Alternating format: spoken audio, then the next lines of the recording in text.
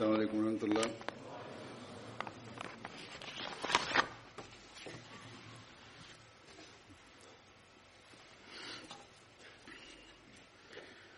أشهد أن لا إله إلا الله وحده لا شريك له وأشهد أن محمدا عبده ورسوله أما بعد فأعوذ بالله من الشيطان الرجيم بسم الله الرحمن الرحيم الحمد لله رب العالمين الرحمن الرحيم مالك يوم الدين إياك نعبد وإياك نستعين اهدنا الصراط المستقيم صراط الذين أنعمت عليهم غير المغضوب عليهم ولا الضالين.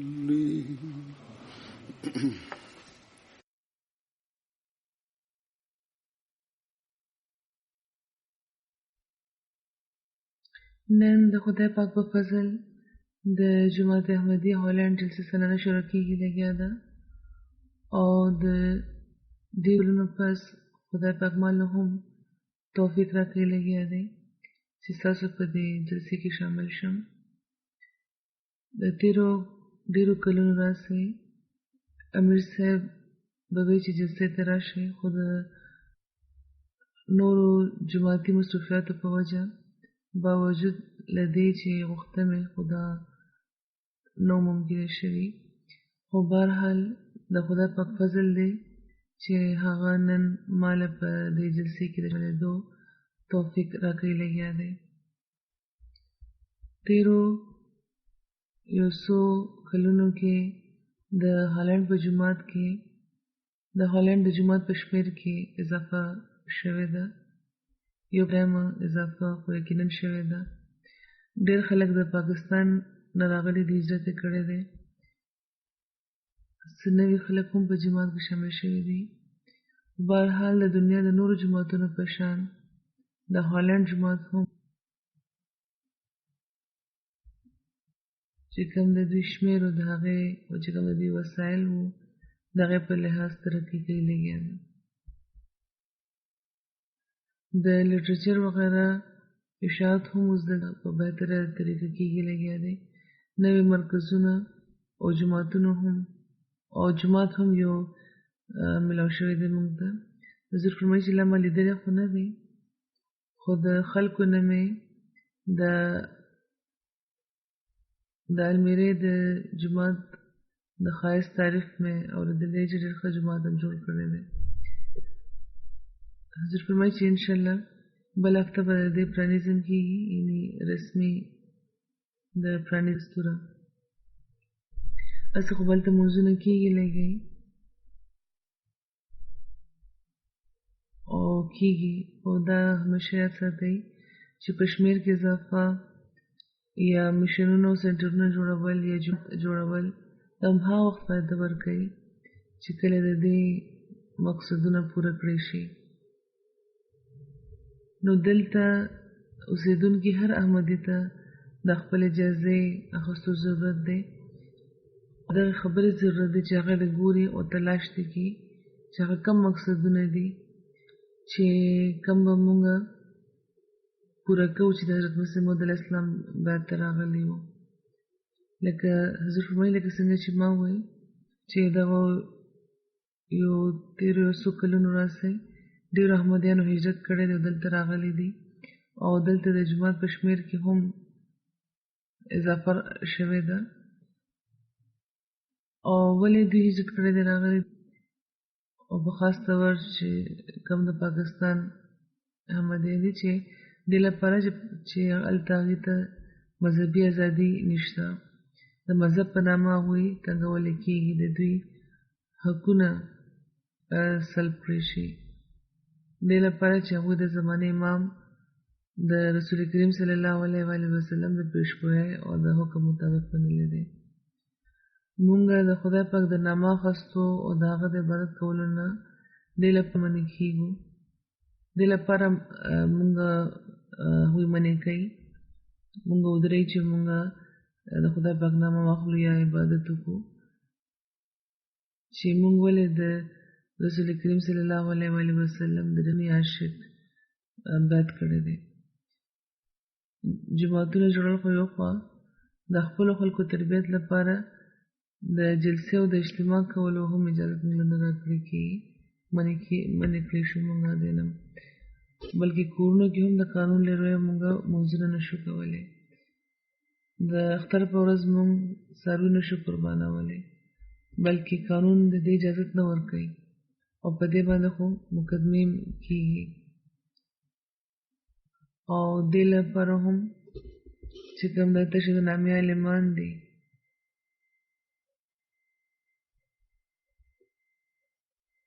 او د دې چې کوم دې پسې روان خلک دي د هغوی جذبات نه کېږي. نو په داسې حالاتو کې ډېر احمدیان دي چې پاکستان هجرت کړی دی او نورو ملکونو ته چېرته چې مذهبي ازادي دلته هغوی لاړ شي هجرت یې کړی دی. حضور فرمایي چې تاسو کې هم چا چې هجرت کړی دی او راغلی دی هغوی ته دلته مذهبي ازادي هم شته، هغوی ته دلته مذهبي ازادي هم ترلاسه ده او په مالی او په معاشي لحاظ هم د خپلو حالتونو د ښه کولو موقع ورته ترلاسه شوی دی.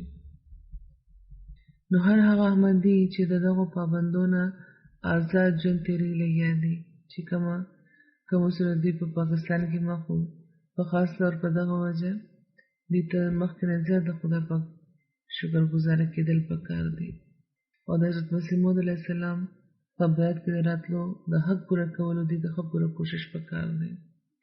د خپل روحاني، علمي او اخلاقي حالت د ښه کولو کوشش کول پکار دی. صرف په دې نه دی خوشحالېدل پکار چې موږ آزاد یو او هېڅ داسې پابندي په موږ نشته چې په خپل مذهب باندې د عمل نه موږ منع کړي. که زموږ عمل د خدای پاک د حکمونو مطابق نه دی، که موږ خپلو کې خپل دننه د پاکو تبدیلو ادا کولو مخکې نه زیات کوشش نه دی کړی او د خدای پاک او د هغه د رسول د مینې د اظهار موږ نه د مخکې نه زیات نه کېږي لګیا دی، نو بیا د دغې ازادۍ فایده څه ده؟ په دغو جلسو کې د شاملېدو فایده څه ده؟ د دغو جوماتونو د جوړولو څه فایده ده؟ حقیقي فایده خو به د دغې ازادۍ موږ ته وموندلی وي چې کله موږ د بیعت حق پوره کړو. حضرت مسیح موعود علیه السلام د دغو جلسو د انعقاد اعلان هم د خدای پاک په اذن فرمایلی و او دې لپاره یې فرمایلی و چې دغو جلسو په وجه په موږ کې پاکې تبدیلۍ پیدا شي، موږ د دین په دنیا باندې مقدم کړو او د دې صحیح فهم او ادراک د موږ ترلاسه شي.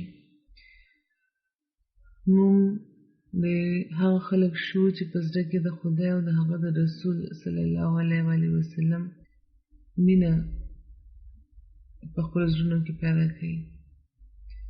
د خپلو روحاني، اخلاقي او د علمي حالتونو د ښه کوو دی او دې لپاره د هر ممکنه کوشش کوو. حضرت مسیح موعود علیه السلام یو ځای کې د جلسې مقاصد بیان فرمایل او هغوی فرمایل چې هغوی خپل ته چې کوم راغلي هغوی ته د نصیحت په طور فرمایل چې د دغه عاجز د بیعت په سلسلې کې چې څومره مخلصین داخل دي پکار ده چې هغوی باندې دا ظاهره شي چې د بیعت کولو غرض دا دی چې د دنیا مینه د سړی شي او د خپل مولا کریم او د رسول مقبول صلی الله علیه وسلم مینه د په زړه غالبه شي او داسې د انقطاع حالت د پیدا شي چې د هغې په وجه بیا د آخرت سفر دی مکروه ورته نه معلومیږي. نو دا ډېر واضح ارشاد دی چې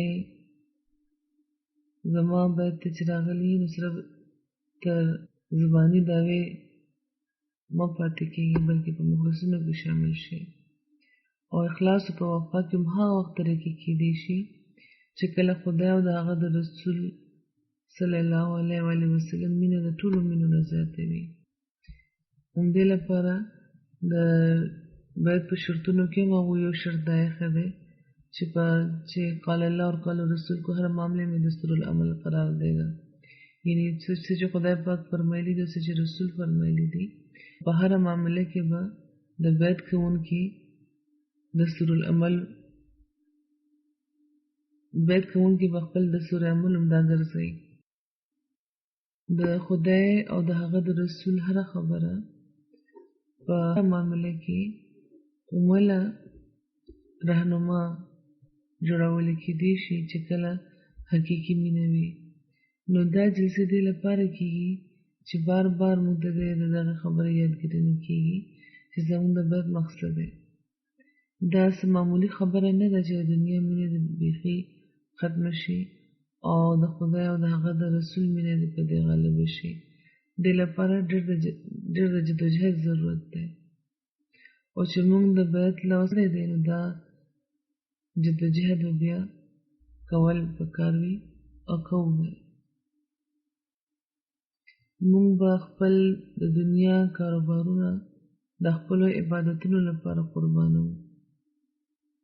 خپل دنیاوي مصروفیات به د خدای پاک د حق پوره کولو لپاره قربانو. کم څیز چې موږ د خدای پاک د قرب نه ودرئ د هغې نه به ځان ساتو. که زموږ ملازمتونه زموږ تجارتونه د خدای پاک د حق پوره کولو نه موږ ودرئ نو موږ ته د حضرت مسیح موعود علیه السلام په جومات کې چې کوم خلک دي هغوی به د دغو بدو نه د ځان د بچ کولو هغوی به بدو کارونو نه د ځان بچ کوي. دغه خنډونه به لرې کوي.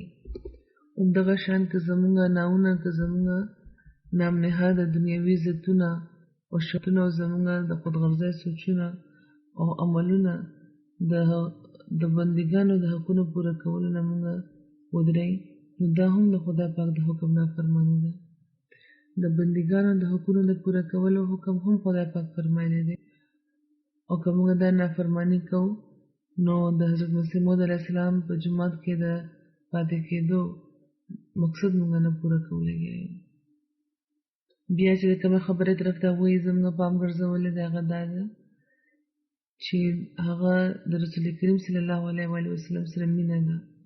هغوی واضح فرمایلی دي چې د رسول کریم صلی الله علیه وسلم سره مینه د ټولو انسانانو سره د مینې نه زیاته پکار ده، په ټولو باندې حاوي کار ده، ځکه چې تر خدای پورې اوس هم د رسول کریم صلی الله علیه وسلم په ذریعه انسان رسېدی شي.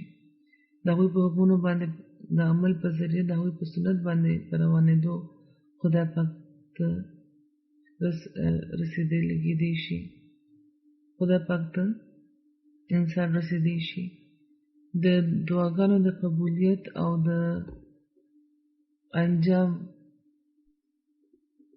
په خیر کې دو وسیله اوس هم رسول کریم صلی الله علیه وسلم دی.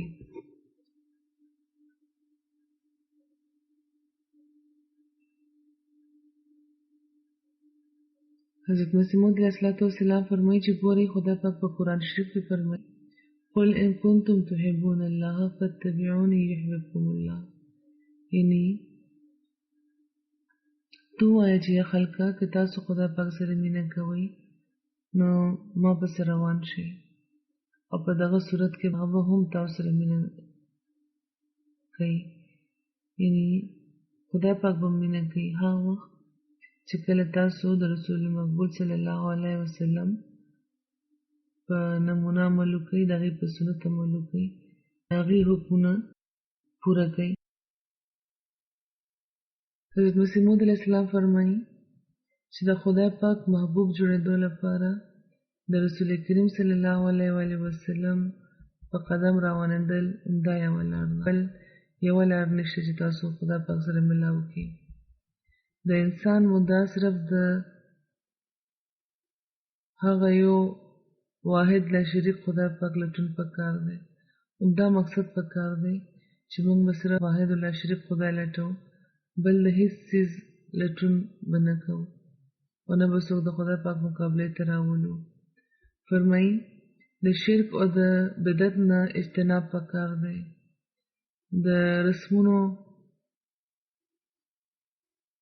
تابع او د هوا او د هوس مطیع نه دي جوړېدل پکار. هغوی فرمایي چې ګوره زه بیا دا وایم چې د رسول کریم صلی الله علیه و آله وسلم د رښتونې لار نه علاوه بل یو شان هم انسان نشي کامیابېدی. هغوی فرمایي چې زموږ صرف یو رسول دی او صرف یو قرآن شریف په هغه رسول نازل شوی دی چې د هغه په تابعدارۍ موږ خدای پاک بیا مونتی شو. فرمایي تاسو یاد لرئ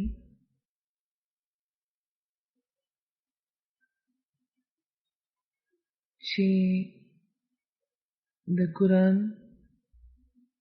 د رسول کریم صلی الله علیه و آله وسلم د فرمان باندې د روانېدو او د موضوع د روجې چې کومه مسنونې طریقې دي د دې نه بغیر د خدای پاک د فضل او د برکتونو د ورونو د پرانیستو بله یو کنجي نشته دی. یو کنجي هم د دې نه علاوه نشته دی. همدا یوه لار ده او بله یوه لار هم نشته.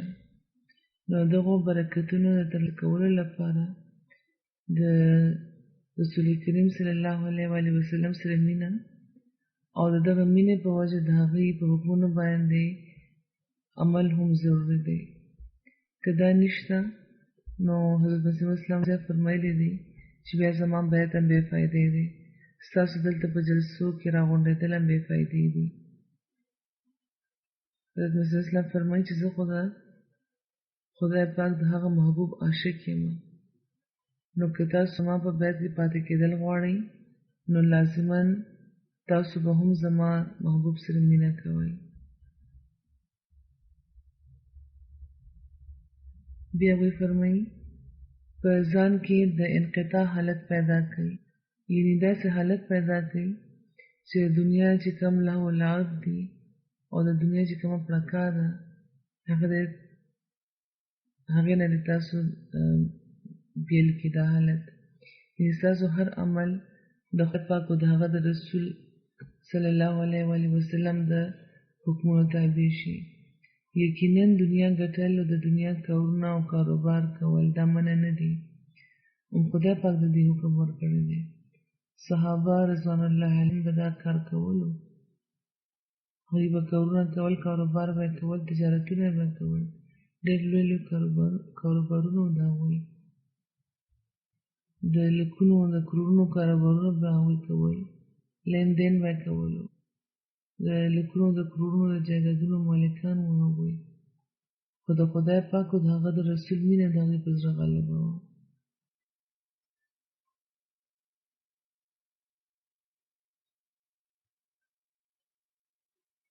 او هغوی به هر وخت په دغه فکر کې به وو چې موږ به د خدای پاک د عبادتونو د خدای پاک د عبادت حق به هم پوره کوو او د رسول کریم صلی الله علیه و آله وسلم د حکمونو پیروي به هم کوو، د هغوی په حکمونو به هم عمل کوو. هغوی ته به دا فکر و چې چېرته موږ نه داسې داسې کار ونه شي چې پرې زموږ محبوب د موږ نه خفه نه شي. حضور فرمایي چې نن سبا په خطبو کې زه صحابهو ذکر کوم. د ډېرو داسې صحابهو مثالونه میلاویږي چې څنګه د هغوی عبادتونه وو، څنګه د هغوی د رسول کریم صلی الله علیه و آله وسلم د اطاعت معیار وو، څومره د مینې جذبات وو د هغوی د رسول کریم صلی الله علیه و آله وسلم لپاره. نو هغوی ته به دا فکر وو چې موږ یې چېرته څه داسې کار ونه شي چې زموږ محبوب د موږ نه چېرته خفه نه شي. زموږ ذهنونو کې هم دا خبره پکار ده چې وي چې د ټولو دنیوي مصروفیاتو نه باوجود به د خدای او د هغه د رسول په مینه کې به کمی راتلو ته نه پرېږدو او دې لپاره به تر خپله وسه د خدای پاک او د هغه د رسول په حکمونو باندې عمل کوشش وکړو او د خپلو حالتونو د ښه کولو لپاره او د جلسې د روحاني معامله فیض پورته کولو لپاره او په خپلو عملي حالتونو کې بهتري راوستو لپاره مونږ دغه 3 ورځو لپاره راغونډ شوي وو. نو دا همیشه خیال ساتل پکار دی او دا زموږ سوچ پکار دی چې زموږ د دلته د 3 ورځو لپاره د راغونډېدو مقصد څه دی. عمده چې دغه روحاني ماحول نه د فیض پورته کړو، خپل عملي حالتونو کې د بهترۍ راوستو کوشش وکړو، خپلې بدۍ د لرې کړو، د خدای پاک ذکر او د استغفار طرف ته زموږ پام وي په دغه ورځو کې د عبادتونو سره او که دا زموږ سوچ نه دی نو زموږ جلسې ته راتلل بیا فضول دی. د عقلمندۍ غوښتنه خو همدا ده چې دغه 3 ورځې د یو تربیتي کیمپ په شان وګڼلی شي او زموږ عملي حالتونو کې چې کمی راغلی دي یا کمی راشي چې کله انسان د یو ماحول نه بهر راوځي نو د هغې د لرې کولو کوشش وکړو.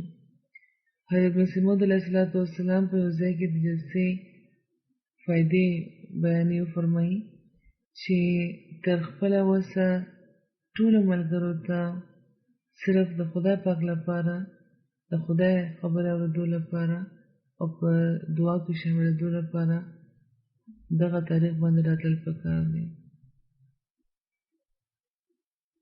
او فرمایي چې په دغه جلسه کې به داسې حقایق او داسې معارف د اورېدو کار روان وي چې د ایمان او د یقین او د معرفت له ترقي ورکولو لپاره ضروري دي. نو د جلسې مقصد په ایمان او په یقین کې ترقي او په معرفت کې زیاتېدل دی. هغوی دا هم فرمایلي دي یو ځای کې به یو موقع چې دا د دنیاوي میلو په شان د یوه میله نه ده چې موږ راغونډ شو او شور شرم جوړ کړو او خپل شمېر هم ظاهر کړو. نو داسې مقصد نه دی.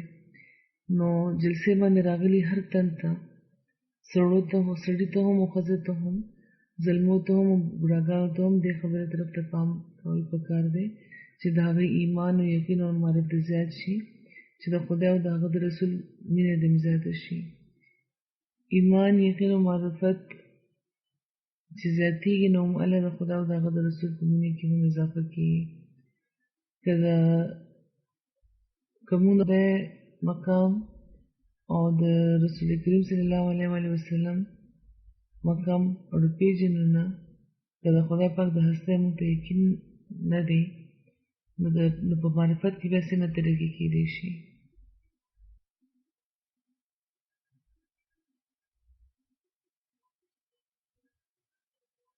په دغه معرفت کې په زیاتېدو به په ایمان کې هم ترقي کېږي. نو موږ ته دا نه دي ګڼل پکار چې موږ صرف د راغلو لپاره یو ځای کې راغونډ شوي یو او د اخوا دېخوا خبرو کې به موږ وخت تېر کړو لاړ به شو. که دا سوچ دی نو لکه څنګه چې ما وویل چې بیا جلسې ته راتلل بې فایدې دي.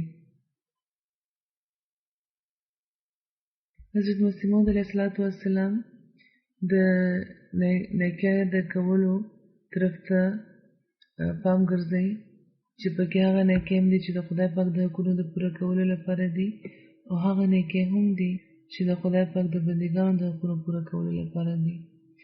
فرمایي چې نیکي صرف دې لپاره کول پکار ده چې خدای پاک خوشحاله شي او د هغه رضا دې ترلاسه شي او د هغه حکم دې پوره شي. دې نه به پرته چې ډېر ثواب کېږي که نه کېږي. نو دا د حقیقي محبت فلسفه چې د خدای پاک د محبت دا غوښتنه ده چې موږ د هغه په حکمونو باندې عمل وکړو چې پکې عبادتونه هم شامل دي او د خدای د بندګانو د حقونو هم شامل دي.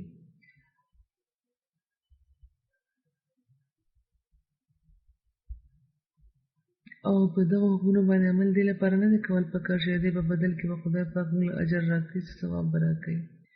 او خدای پاک یو نیک عمل هم بغیر د اجر نه پرېږدي، اجر ضرور ورکوي. د حقیقي ایمان تقاضا دا ده لکه څنګه چې هغوی فرمایلی دي چې نیکي صرف دې لپاره نه ده کول پکار چې موږ ته به څه میلاویږي، بلکې دې لپاره کول پکار ده چې زموږ د خدای دا حکم دی چې نیکي کوئ. هغوی فرمایي چې ایمان عمله کاملیږي چې کله دا وسوسه او دا وهم د مزده لرې شي. اجر میلاویږي که نه میلاویږي دغه قسمه سوچونو کې مه پرېوځئ. که دا سوچ کوئ نو ایمان نشي کامل کېدی. خو فرمایي چې دا خدا هم رښتیا دي چې خدای پاک دی چې هم نیکي نه ضایع کوي. ان الله لا یضیع اجر المحسنین، چې خدای پاک د محسنانو اجر هیڅ نه ضایع کوي. او فرمایي چې کم تن نیکي کوي نو هغه ته اجر نه دی د نظر وړاندې ساتل پکار. نو حقیقي نیکي هم دا ده چې د هیڅ قسمه لالچ یا د انعام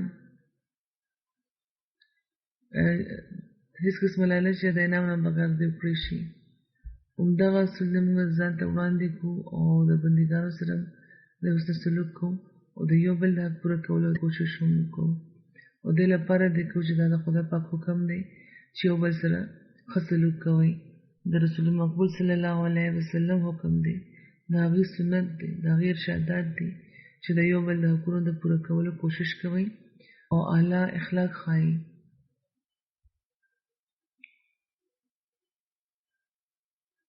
که بندګانو نه د دې بدل میلاویږي او که نه، خدای پاک ضرور د دغه نیکۍ بدل ورکوي.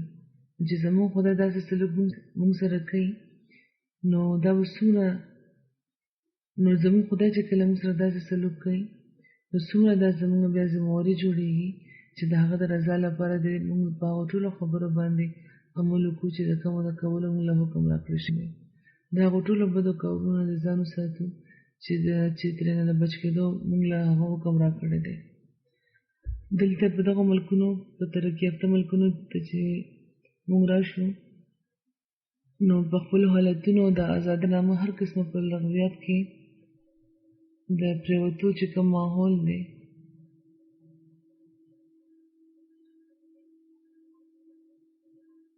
نو دلته چې موږ راشو نو په خپلو حالتونو باندې د نظر ساتلو ډېر زیات ضرورت دی.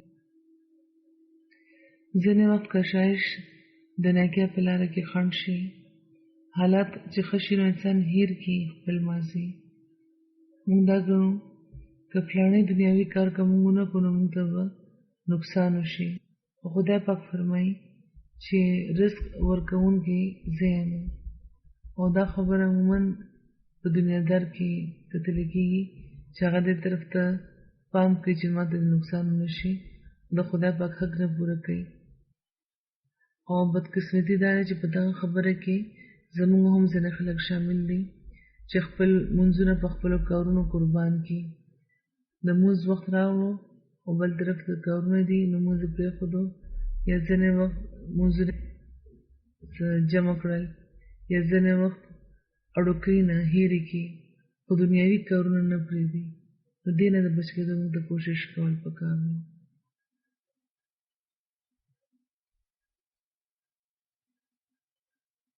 یا بیا داسې زر زر مونځونه کوي چې لکه یو فرض دی چې تنه به خپله غاړه خلاصوي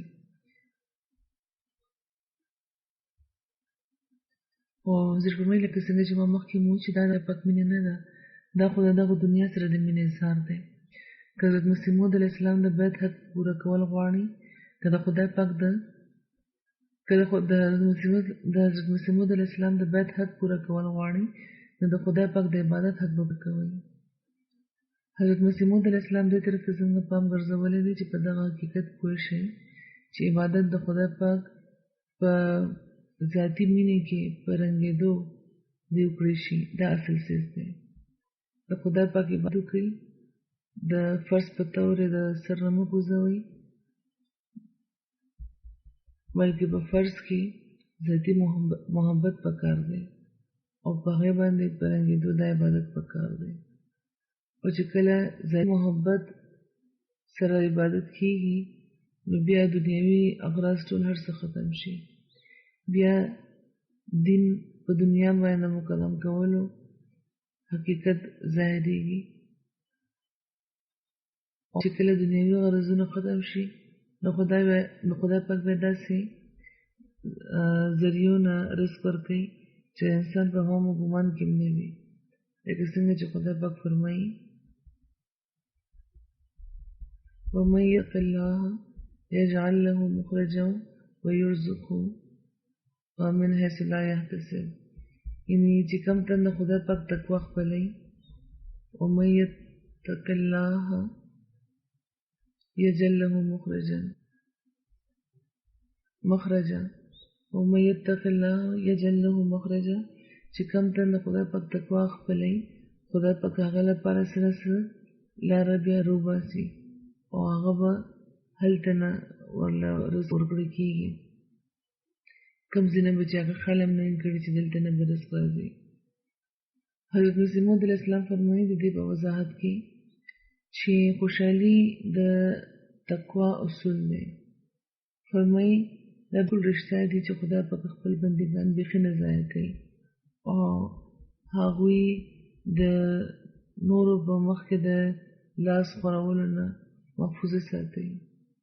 فرمایي زما خدای ته اعتماد دی چې که یو د په رښتیا متقي دی نو د هغه وبشتونه د هغه وپېړۍ د هغه په وپېړو باندې د خدای پاک د رحمت او د برکت لاس وي. سوای له دې نه پخپله یې کې څوک په بدقسمتۍ داسې عمل وکړي چې د خدای پاک د فضل نه هغه محروم کړي.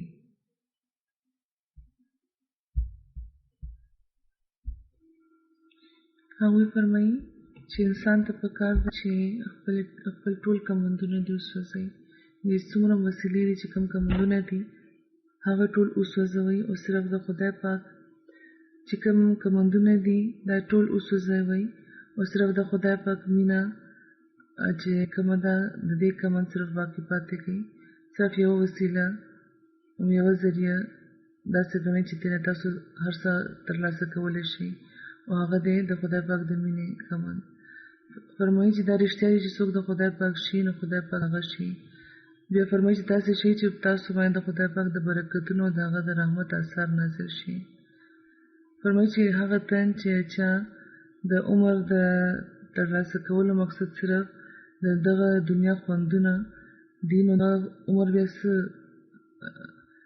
د هغه عمر آیا فایده ورکولی شي؟ یعنې چا چې مقصد دی چې زما عمر د زیات شي او دې نه د دنیا آسایشونو خوندونه د ما د ترلاسه شي نو د دې فایده څه ده؟ په دې کې خو د خدای پاک هېڅ برخه نشته دی. هغه په خپل د عمر مقصد صرف په ښو خوراکونو کې او د ډېر وده کې او په ښځو او بچو په ښه کور یا په اسونو په ساتلو یا ښه باغاتو یا په فصلونو ختم کړي. نو داسې بنده خو بیا صرف د خپل د خېټې بنده دی. داسې تن د خدای پاک بنده نه دی او د هغه عبادت کوونکی نه دی بلکې بنده هغه اړو بللی کېدی نه شي هغه صرف د خپلو ذاتي اغراضو عبادت کوي لګیا دی. د هغه غرض دی چې زما د جایداد وي زما د دولت وي زما د کور وي ما سره نکاح وي. مخکې به اسونه ساتلی کېده د اسونو مثال یې ورکړی دی او نن سبا د ګاړو مثالونه دي دا چې ښه نه ښه قسمه ګاړې دي وي. نو دا مقصد نه دی صرف خو که دې نه فایده پورته کول خدای پاک نعمتونه ورکړي دي ضرور ترې نه فایده پورته کول پکار ده. خو دا د مقصد نه وي او که صرف همدا مقصد دی نو بیا بنده صرف همدغو څیزونو بنده دی او د دې عبادت کوي او داسې تن د خدای پاک بنده او د هغه عبادت کوونکی نشي بللی کېدی بلکې هغه د خپلو ذاتي اغراضو عبادت کوي لګیا دی. فرمایي هغه خپل مقصود و مطلوب و معبود صرف د نفس هغه خپل مقصود و مطلوب و معبود صرف د نفس خواهشات او خوندونه جوړ کړي دي. دا د هغه خواهشات دي خو خدای پاک د انسان د پیدایش د سلسلې التغایي د دې بنیادي مقصد صرف خپل عبادت ایښی دی ګرځولی دی. څنګه چې خدای پاک فرمایي وما خلقت الجن والانس الا لیعبدون چې ما انسانان او پیریان صرف او صرف خپل د عبادت لپاره پیدا کړی دي. نو فرمایي چې دا فیصله کړې ده دا پابند کړي یو چې صرف او صرف د خدای پاک عبادت مقصد په کار دی او صرف د غرض لپاره ټوله کارخانه جوړه کړې شوې ده. او نو د دې په خلاف که نور ارادې دي نور خواهشات دي، یعنی په دنیا کې دا وخت څه کېږي بالکل د دې خلاف دي او د دې الټه کارونه کېږي. د دغه مقصد په ځای نور ارادې دي د هر انسان او په دنیا کې پرېوتې او نور خواهشونه دي او خواهشونه بیا عجیبه شان دي. د خدای پاک د ترلاسه کول د خواهش نه زیات دنیاوي خواهشات زیات شوي دي. نو په دا خبرې په کار چې موږ د په غور او په فکر کې مبتلا کړي چې څنګه موږ د خپل ژوند د ترلاسه کوونکي د شو او صرف دغه ژوند فکر دی نه کوو، بلکې زموږ سوچونه زموږ محنت د صرف دغه دنیا د ترلاسه کولو کې نه صرف کېږي، بلکې موږ د خپل ژوند اصل مقصد د ترلاسه کولو لپاره د خپل ټول صلاحیتونه دی په کار راولو. دغه ملکونه د چې موږ راغلي یو نو د خدای پاک د فضل د جذب کولو کوشش دپاره چې د هغې د عبادت حق پوره کوونکي دې موږ شو. زموږ ارادې او زموږ خواهشات نور دې نه وي لکه څنګه چې حضرت محمد صلی الله علیه وسلم فرمایلي دي، بلکې چا چې موږ پیدا کړي وو هغه دی موږ وپېژنو او د خپل پیدایش د حق د موږ پوره کړو. او په دغه زمانه کې چې کوم مقصد لپاره خدای پاک حضرت مسیح اسلام مبعوث کړي دي هغه دی پوره کوونکي موږ شو. حضرت مسیح موعود علیه السلام فرمایي زه دې لپاره رالېږلی شوی یم چې ایمانونه مضبوط کړم او د خدای پاک وجود دې په خلکو باندې ثابت کړم، ځکه چې د هر قام ایمانی حالتونه ډېر کمزوري شوي دي او آخري ژوند صرف یو افسانه ګڼل کېږي.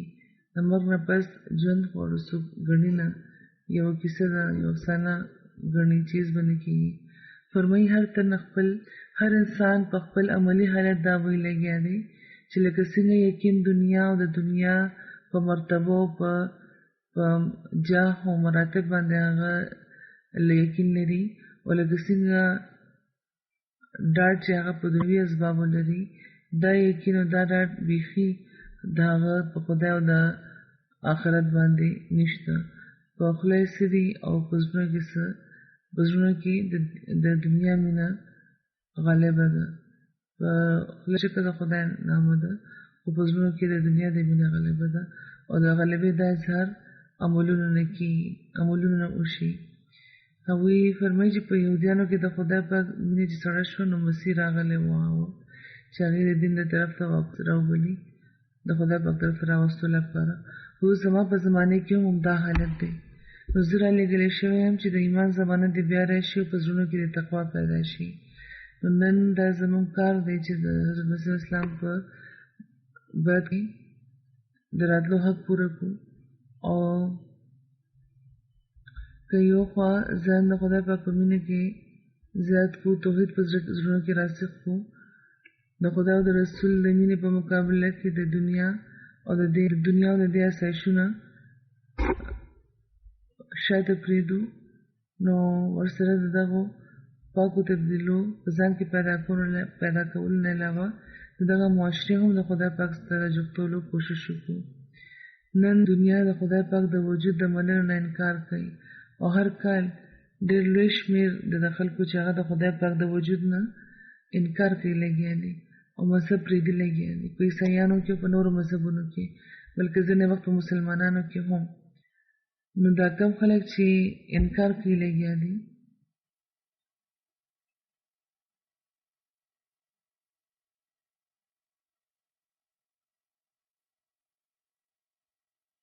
نو په داسې صورت کې د خدای پاک مینه د موږ په خپل زړونو کې پیدا کړو، دنیا دې هم د خدای پاک د وجود د حقیقت نه خبر کړو. عمله د دغه جلسې د مقصد پوره کوونکي به یو او د حضرت مسیح اسلام د بیعت حق به مله موږ پوره کوو. صرف ځان کې د خدای پاک مینه او د هغه د رسول مینه پیدا کول ضروري نه ده.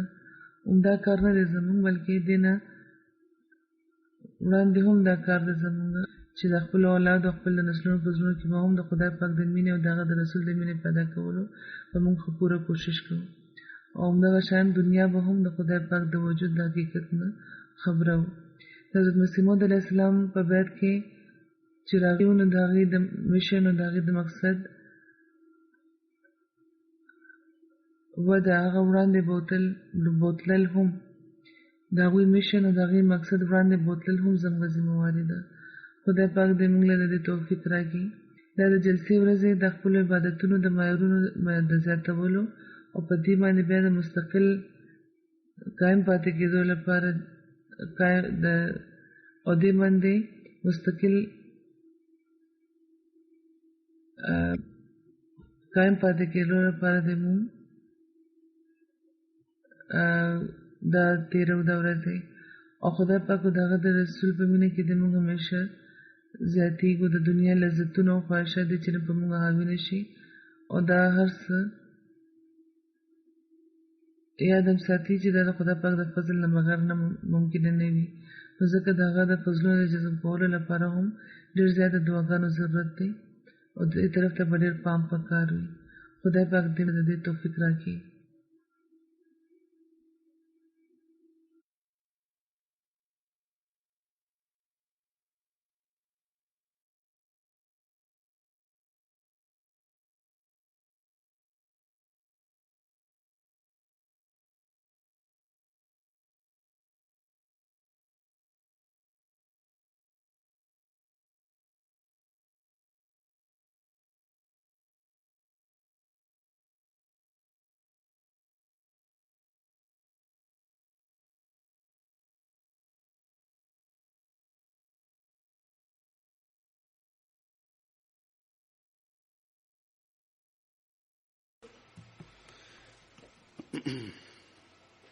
الحمد لله نحمده ونستعينه ونستغفره ونؤمن به ونتوكل عليه ونعوذ بالله من شرور أنفسنا ومن سيئات أعمالنا. من يهده الله فلا مضل له ومن يضلل فلا هادي له